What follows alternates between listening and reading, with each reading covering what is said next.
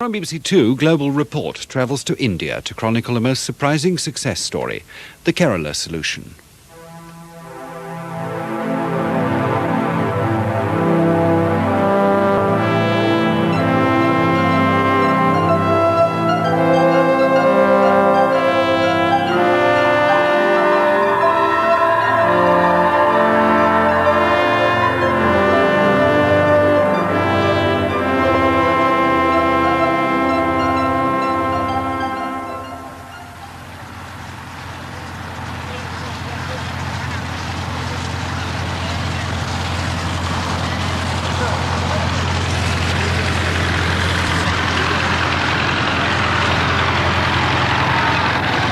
We're crossing Lake Vambanada on the regular ferry boat, and we're very close to the southern tip of India.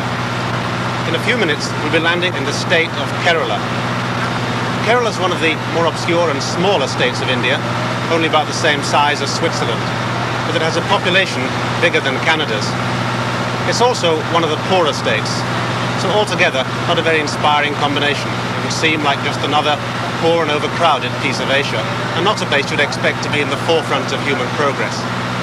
But in recent years, something new has been happening in Kerala, and it's something which is important for the rest of the world.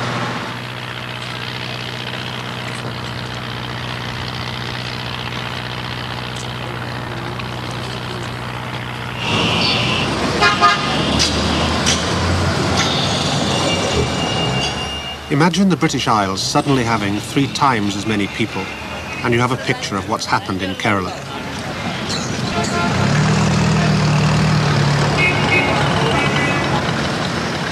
But in the last 10 years, there's been an equally dramatic slowdown in population growth.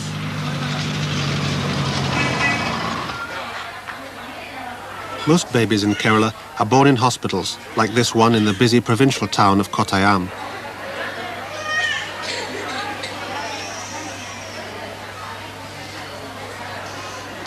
But the birth rate here now is one of the lowest in the developing world. Instead of having 6 or 7 children like their own mothers did, Keralan women today are deciding to have only 2 or 3.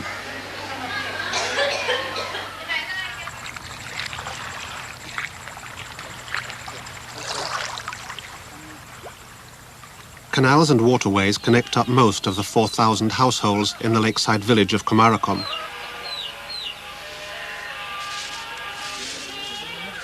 In one of them lives a young woman called Radha. Last year, she was sterilized. Yet she's only 25 years old, she only has 2 children, and they're both girls. Anywhere else in India, it would be unthinkable. Here in Kerala, it isn't even unusual. And what this means is that in a state of 25 million people, population growth has been brought firmly under control. In not much more than 10 years, the birth rate here has been halved. Why it's happened is something of a mystery. But in a world where rapid population growth is still one of the major problems of our time, the secret of Kerala's achievement would clearly be an important discovery. And if the answer is to be found anywhere, it's to be found where the population issue is really decided, in the ordinary homes of people and families like Radha's and her neighbours. Radha, married to an agricultural labourer, is constantly occupied with her young children. She depends a lot on her next-door neighbour, a woman a few years older than herself and also married to a farm worker. Her other neighbour is a fisherman's wife, who never stops working.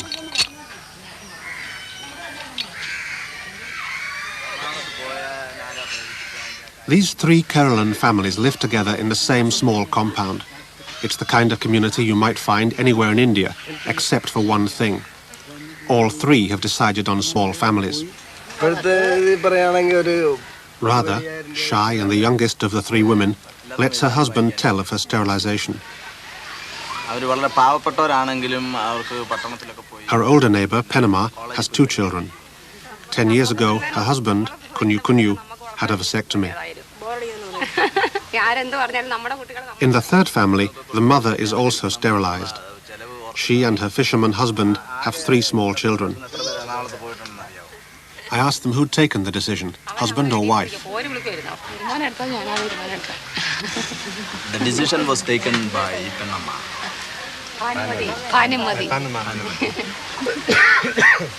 But did she have to seek her husband's agreement for this? Did you have to ask your husband's permission?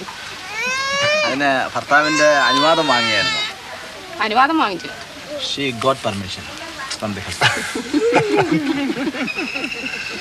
What about you, Panama? Did you?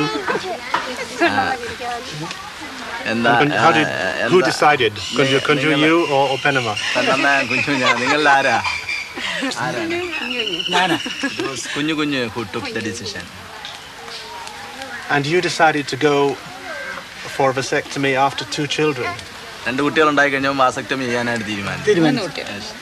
That's fairly unusual. Most couples, it's the woman who goes for the sterilization. What made you decide to go for vasectomy? എന്തുകൊണ്ടാണ് അങ്ങനെ ഒരു തീരുമാനം എടുക്കാൻ പിന്നെ പെണ്ണമ്മ അങ്ങനെ ചെയ്യേണ്ട നമ്മൾ തന്നെ ആ ഓപ്പറേഷൻ ചെയ്തേക്കാന്ന് തീരുമാനിക്കാൻ കാര്യമില്ല പുള്ളിക്ക് അതിനകത്തൊരു പിന്നൊക്കെ ഒരു ഭയപ്പാട് ഒക്കെ പോലെ അറിയില്ലേ എനിക്ക് അതിനകത്ത് അങ്ങനെ ഒരു ഭയപ്പാടില്ല ഞാൻ ധൈര്യമായിട്ട്. What about you, Kunya? Who decided, you or your wife rather, that you were going to have no more children? Whose idea was it? കുഞ്ഞും രാധയല്ലേ നിങ്ങൾ ഈ ഓപ്പറേഷൻ എടുക്കുന്നതിൽ ആരാണിത് ഓപ്പറേഷൻ എടുക്കണം എന്നുള്ള കാര്യം പറഞ്ഞത്? രാധയാണോ കുഞ്ഞാണോ? രാധയോട്. It was Radha who proposed. And did you not want to try for a third child? Were you not hoping for a son rather? Did it not matter? 2 പെൺകുട്ടികളല്ലേ, ഒരു ആൺകുട്ടിയും കൂടെ ഉണ്ടാവട്ടെ എന്ന് വെന്തിയെ പറയായിരുന്നേ. പിന്നെ ഉണ്ടാവുന്ന പെൺകുട്ടിയാണെങ്കിൽ നമ്മൾ എന്ത് ചെയ്യും? If the third is also a girl, what we will do? I'd like to ask this young man here, have you thought how many children you're going to have when you're married? കല്യാണം കഴിക്കണ എത്ര പിള്ളേർ വേണമെന്നാണ് ആഗ്രഹം?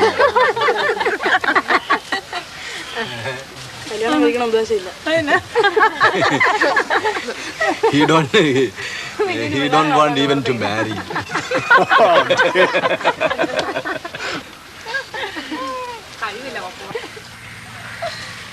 Like everywhere else in India, children are a big part of life in Kerala. It's not just a matter of religion or culture. Children bring joy and movement into lives which are monotonous and hard. And in India, where children's lives are so vulnerable, deciding to only have 2 or 3 is taking a big risk. In most parts of India, a lot of parents decide to have 6 children when they only really want maybe 3 or 4 because they know that some of their children are going to die. Now, you're not worried that 1 or 2 of your children might die and leave you with only 1 child or even no children. ഇപ്പോൾ ആസ്പത്രിയിൽ തന്നെ ഈ പിന്നെ പിള്ളേർക്ക് കുത്തിവെയുണ്ട്, BBC എടുക്കുന്നുണ്ട്, അങ്ങനെ ഓരോ കുത്തിവെകളുണ്ട്. ആ കുത്തിവെയ് ഉള്ളത് കൊണ്ട് ആ കുഞ്ഞുങ്ങൾക്ക് മറ്റ് യാതൊരു രോഗങ്ങളും ഉണ്ടാകുകയില്ലെന്നുള്ള വിശ്വാസമുണ്ട്. ആ വിശ്വാസം ഉള്ളതിൻ്റെ ഫലത്താണ് നമുക്ക് വേണ്ട 2 or 3 കുട്ടികൾ ഉണ്ടായിക്കഴിഞ്ഞാൽ ആ കുട്ടികൾ നമുക്ക് സ്ഥിരമായി കിട്ടുമെന്നുള്ള വിശ്വാസം ഉള്ളതുകൊണ്ടാണ് നമ്മൾ വേറെ 2 or 3 കുട്ടികളായി കഴിയുമ്പോൾ നമ്മൾ പിന്നെ ഇത് ചെയ്യുന്നത്. അപ്പോൾ ആ കുട്ടികൾക്ക് മറ്റ് യാതൊരു രോഗങ്ങളും ഉണ്ടാകാറില്ല. പിന്നെ എന്തെങ്കിലും ചെറിയ പനികളോ അങ്ങനെ എന്തെങ്കിലുമൊക്കെ ഇങ്ങനെ ചെറിയ മറ്റുള്ള രോഗങ്ങൾ ഉണ്ടാകുന്നതായിട്ട് ഉള്ളവാദം കൊണ്ടോ അല്ലെങ്കിൽ മറ്റുള്ള കാര്യങ്ങളോ കൊണ്ടോ കുട്ടികൾ മരിക്കുന്നില്ല. Kerala doesn't spend any more money on health than the rest of India, but it spends what money it has on putting thousands of small health centres within walking distance of almost every family. Today, it's Radha's own baby who needs help.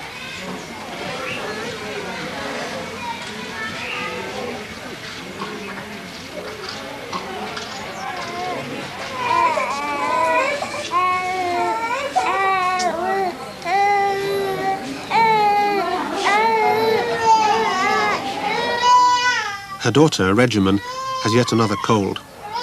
Without help, the illness could easily become one of the respiratory infections which kill 1 million Indian children a year.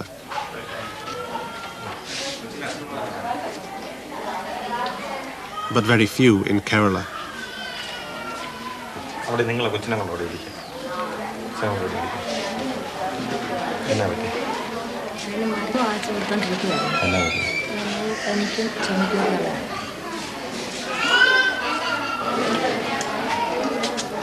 A baby born here is 3 or 4 times more likely to survive than the average Indian child. And it's no coincidence that the Indian state with the lowest rate of childbirths also has the lowest rate of child deaths. Even though Radha's baby is malnourished, in Kerala, at least her life will be saved.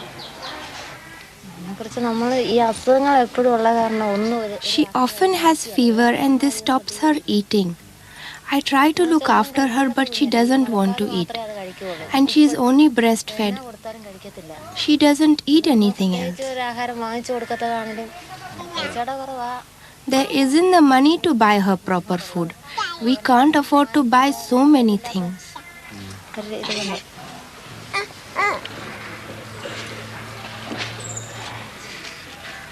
Most Keralans are poor.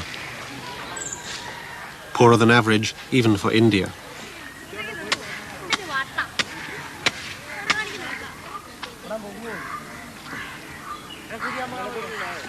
But since land reform, almost everyone owns their own home, and there's a minimum wage law for agricultural day labourers.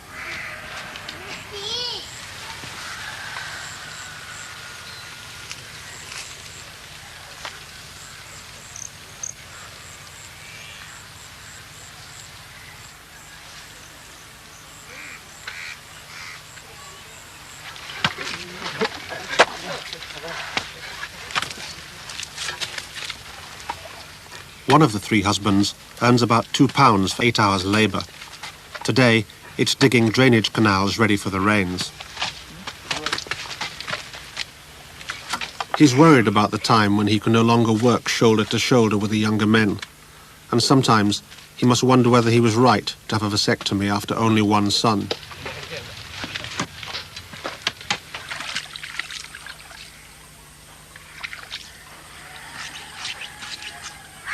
Another of the families earns its living from Lake Vambanatha.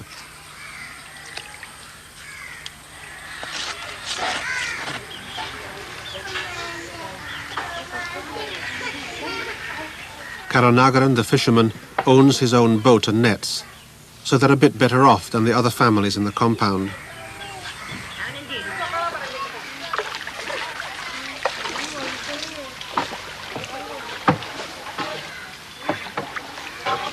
But to earn £2 or £3, he goes out at 5 in the evening and stays out on the lake until dawn.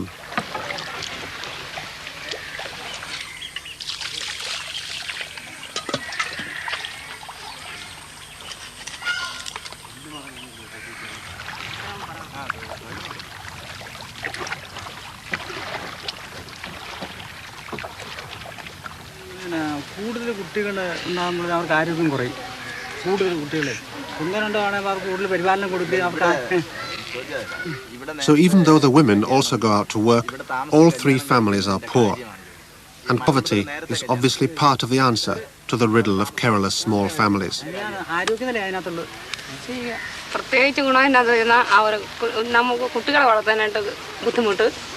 പിന്നെ ആണുങ്ങൾ തന്നെ കൊണ്ടിരുന്നുകൊണ്ട് കുടുംബം നടത്താൻ നിവൃത്തിയില്ലാതെ വരുന്നു. അങ്ങനെയൊക്കെ വരുമ്പോൾ നമുക്കൂടെ ജോലി ചെയ്യാമല്ലോ, കുട്ടികളുടെ അറിവായി വരുമ്പം ജോലിക്ക് പോകാമല്ലോ എന്നുള്ള ഇതുകൊണ്ട് പെണ്ണുങ്ങളും സാധിക്കുന്നു. സ്വീകരിക്കുന്ന ഇതാണ് സാമ്പത്തികം എന്ന് പറഞ്ഞാൽ കുട്ടികളെ കൂടുതൽ കുട്ടികളുണ്ട്, അതിനെ പഠിപ്പിക്കണം, അതിന് വസ്ത്രം വേണം, അതിന് ആഹാരം വേണം, ഇങ്ങനെയുള്ള കാര്യങ്ങളൊക്കെ. Making ends meet isn't always just a question of income.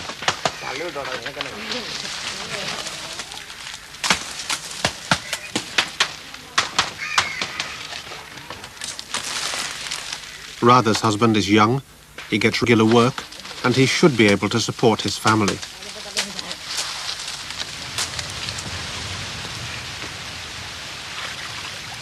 But Radha herself often has no money at all.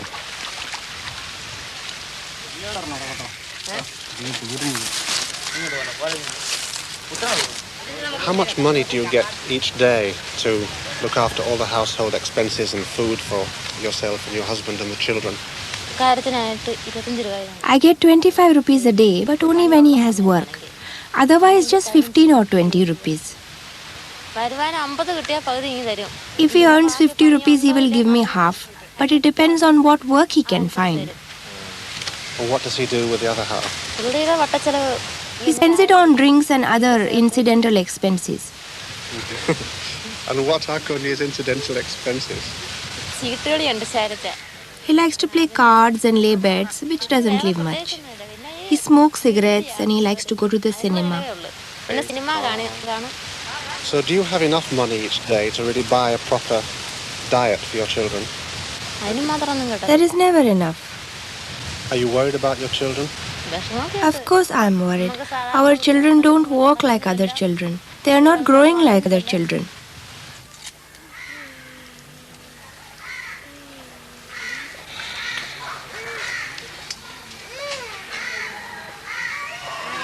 People in other states in India, they too are poor.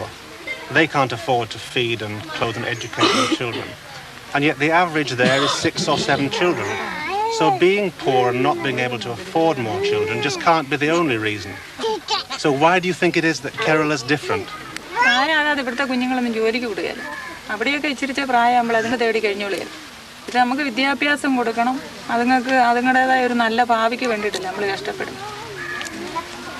And if a child is very bright at school, very clever, even if they're poor, can they go on studying even after school?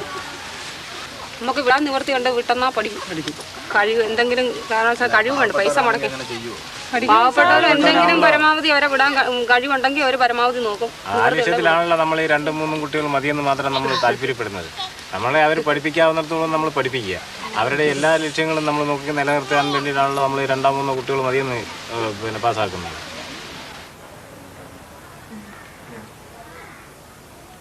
In a house just opposite the compound lives the 19-year-old daughter of another labourer.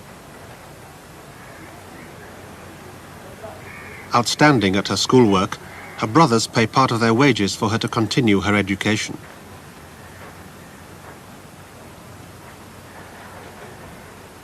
Tomorrow, she sits her BA degree in Indian history and political science.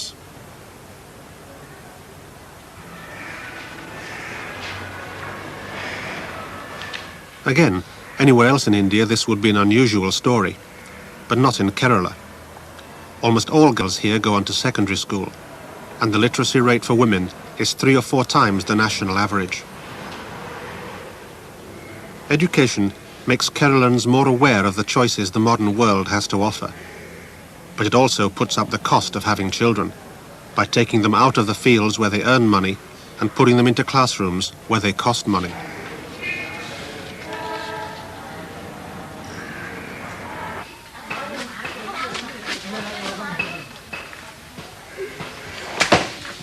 But doing the best you can for your children doesn't always work out the way parents might hope. The older family in the compound saves a regular £30 a year by selling the coconuts from their 3 trees.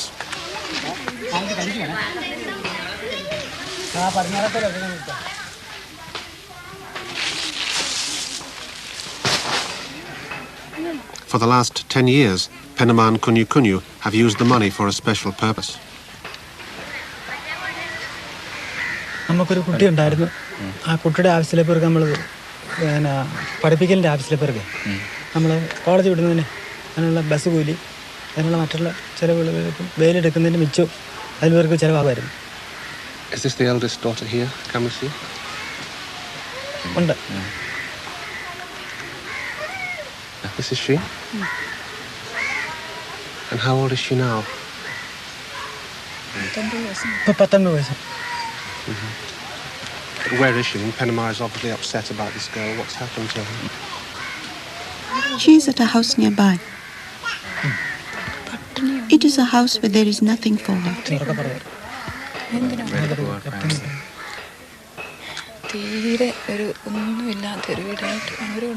We had told everyone that she was going away to study to be a nurse. We made all the arrangements and we sold the little gold that we had. Then one night she disappeared. We searched for her everywhere. We went to the police station, but they couldn't find the boy who had taken her away. So we came home and went to bed. At 3 a.m, the boy's father came and told us, "The boy and girl are in love. You must settle the thing legally." I've had 3 children. The eldest one died. We paid for their education by suffering in poverty. We had no idea about this secret.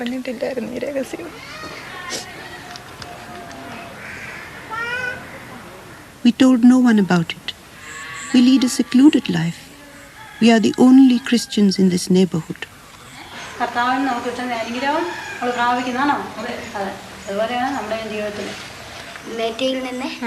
We thought our difficulties would be over when she finished her studies. Now it has become like this, and all our hopes are for our son.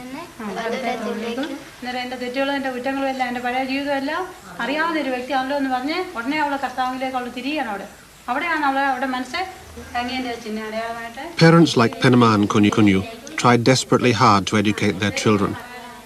And education in Kerala is replacing fatalism with the attitude that life can be improved and misfortunes overcome.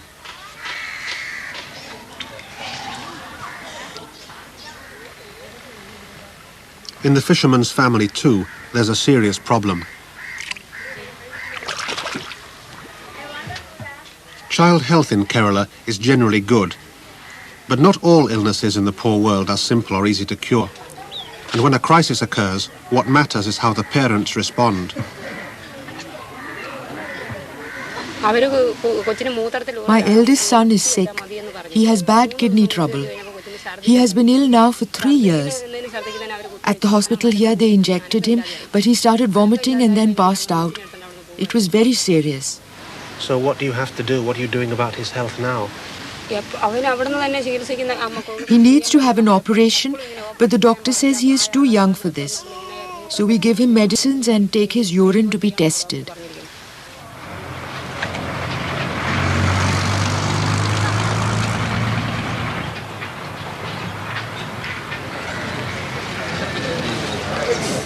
We pay 4 rupees twice a week for the tests, and enough medicine to last 4 or 5 days cost 11 rupees.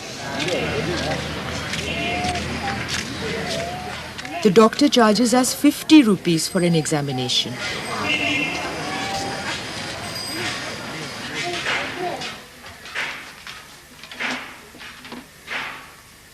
We both work to earn the money for the treatment.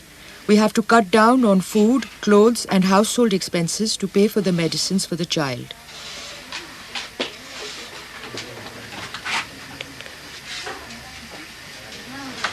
What do you think would have happened to your child if there hadn't been any health centres or hospitals?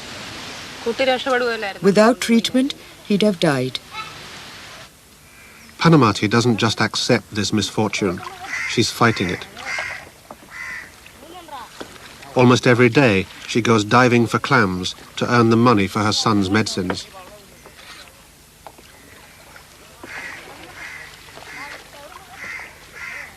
In so many other parts of the world, poverty, illiteracy and ill health have left people with so little power over their own lives that they've little choice but to accept what life deals out to them.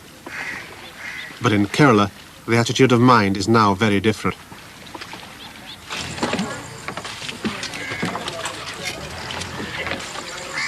Here, people are gaining the confidence to take more control over their own lives.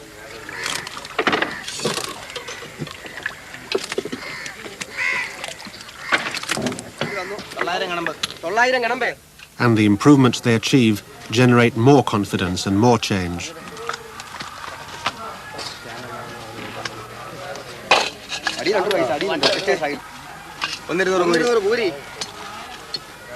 For Panamati's husband, Karunagaran, and the other fishermen of Lake Vambanatha, recent improvement has been dramatic. Up until 2 years ago, the price the fishermen were paid for their night's catch was decided entirely by the merchants, and they were regularly cheated.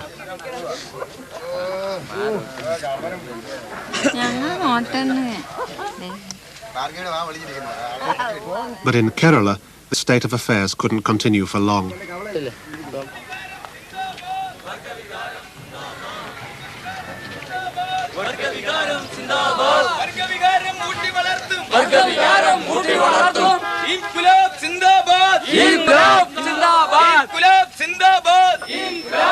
Kerala is the most organised and politicised state in India.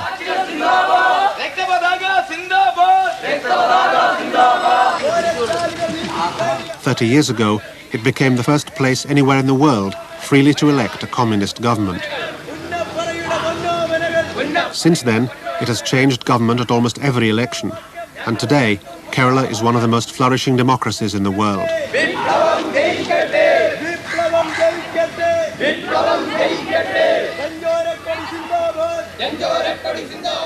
It's also the most unionised state in India, and 2 years ago, the fishermen of Kumarakam formed their own trade union.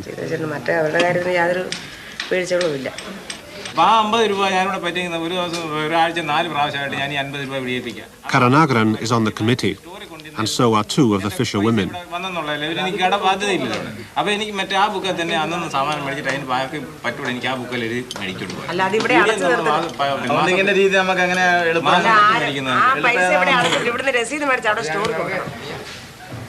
Now the merchants have to make bids for the fish in writing and hand them over to the union in sealed envelopes.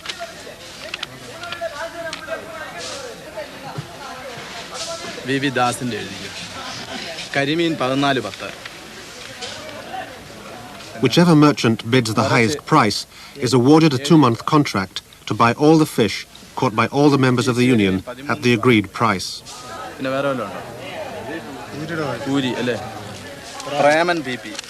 The result is that the average income of fishing families has been doubled by their own efforts.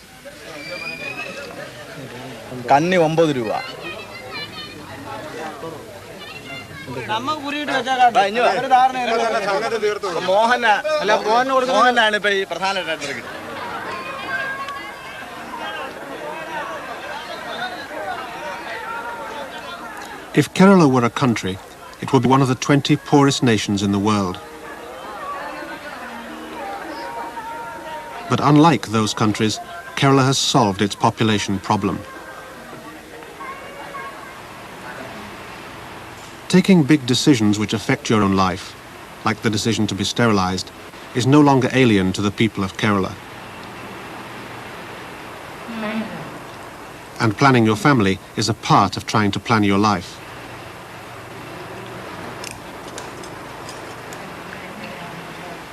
Kerala doesn't offer any single answer, any neat blueprint for solving the population problem worldwide. What it does have to offer is one quite revolutionary idea. It's always been said that there'll be no real progress for the poor of the world until they get their population growth under control. Kerala has stood that idea on its head, and it's made it work. It's shown on a massive scale that it's progress for the poor which is the way to bring down population growth, the means as well as the end. Easy to get to health services for everybody, education and literacy for everybody, trade unions, minimum wages, land reforms, and some beginnings of progress for women. These are the ways by which the people of Kerala have won the confidence and the opportunity to take control of their own lives. And the result, in what is still a poor and struggling part of Asia, is one of the steepest falls in the birth rate that the world has ever known.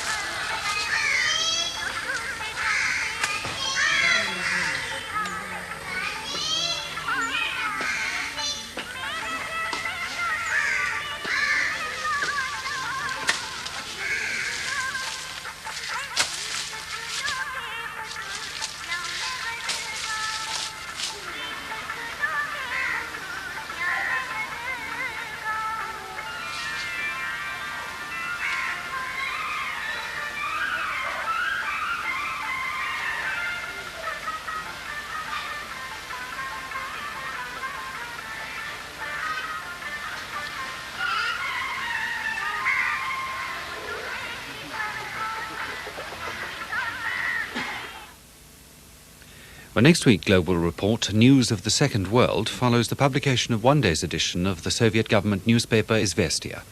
You may be interested to know that the current edition of The Listener, which is unfortunately not available in the London area, contains an article which is linked to this series of Global Report.